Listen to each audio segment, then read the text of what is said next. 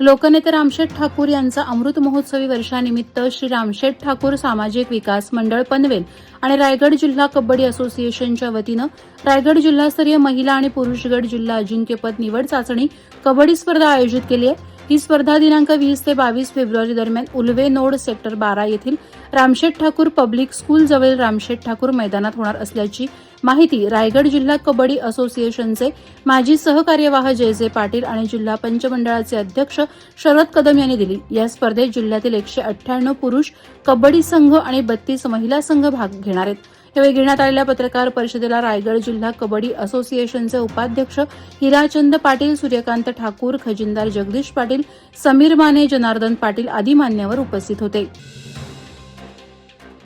नवी मुंबईमध्ये भंगार व्यवसायाच्या नावाखाली अंमली पदार्थांची विक्री करणाऱ्या टोळीवर नेरूळ पोलिसांनी कारवाई करत 7 जणांना अटक केली। नेरूळ सेक्टर 28 रेल्वे पटरी परिसरात राजू बाबू राठोड आणि त्याचे नातेवाईक चालवत असलेल्या भंगार दुकानात पोलीस पथकानं छापा टाकला।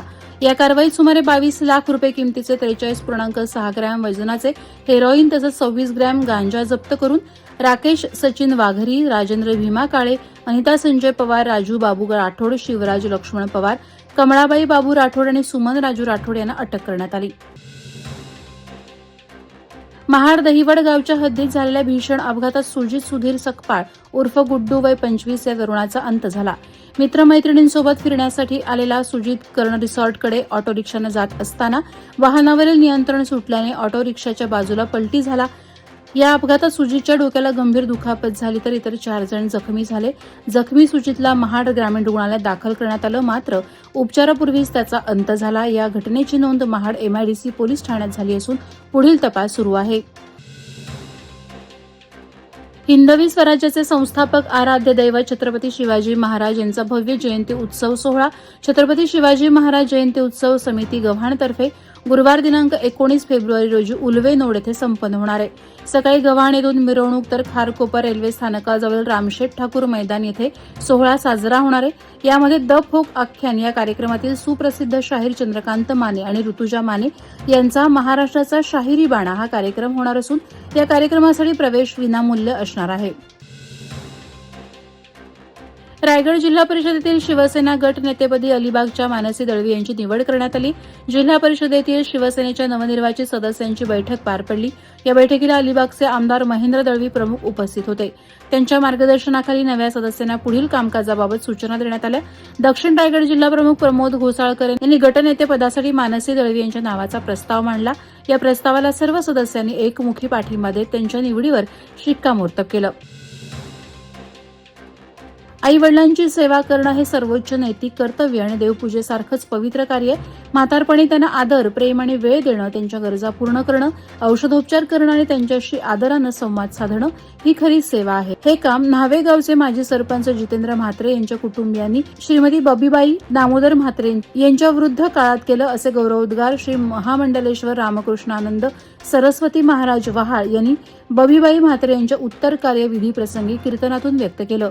यावेळी नातेवाईक, मित्रपरिवार असा मोठा जनसमुदाय जमला होता। केंद्रीय औद्योगिक सुरक्षा दल आयोजित वंदे मातरम कोस्टल सायक्लोथॉनचे अलिबागमध्ये जल्लोषात स्वागत करण्यात आलं। 28 जानेवारी ते 22 फेब्रुवारी दरम्यान सुरू असलेल्या या 6553 किलोमीटर मोहिमेत 9 किनारी राज्य आणि 4 केंद्रशासित प्रदेशांचा समावेश आहे।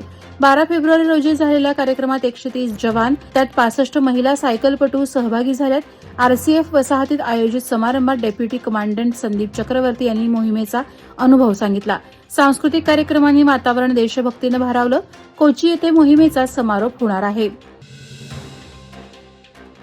पनवेल परिसरातील साई भक्तांसाठी आनंदाची बातमी असून येत्या 18 ते 20 फेब्रुवारी दरम्यान पनवेलच्या साई मंदिरात शिर्डी साईबाबांच्या पादुका दर्शनासाठी येणार आहेत। या पार्श्वभूमीवर 3 दिवसीय धार्मिक सोहळ्याच्या नियोजनासाठी शहरातील श्री साईबाबा मंदिर आणि श्री साई नारायण बाबा आश्रम येथे नियोजन बैठक आमदार प्रशांत ठाकूर यांच्या अध्यक्षतेखाली पार पडली। यावेळी आमदार प्रशांत ठाकूर यांनी पादुका दर्शन सोहळ्याच्या नियोजनाबाबत मार्गदर्शन करत नागरिकांनी मोठ्या संख्येनं सहभाग नोंदवावा तसंच या धार्मिक सोहळ्याचा लाभ घ्यावा असं आवाहन केलं। वादळवारा लाईव्हसाठी न्यूज ब्युरो रायगड। नवी मुंबई व रायगड जिल्ह्यातील ताज्या बातम्या आणि घडामोडींसाठी सबस्क्राईब करा वादळवारा लाईव्ह चॅनल आणि दाबा बेल आयकॉन।